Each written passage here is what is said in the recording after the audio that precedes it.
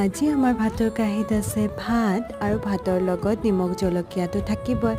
লগতে আছে আমাৰ কচু ভাজি, ভাতকেৰেলা ভাজি, ভেন্দি ভাজি আৰু আছে আলু আৰু বিন ভাজি। ইয়াৰ লগতে আমাৰ আছে কোমোৰা পাতৰ বৰা। লগতে আছে দালি, খাৰ আৰু মাছৰ আঞ্জা। এয়াই আমাৰ দুপৰীয়াৰ এসাঁজ। যদি ভিডিঅ'টো চাই ভাল লাগিছে আপোনালোকে প্লিজ লাইক, শ্বেয়াৰ আৰু ছাবস্ক্ৰাইব কৰি দিব।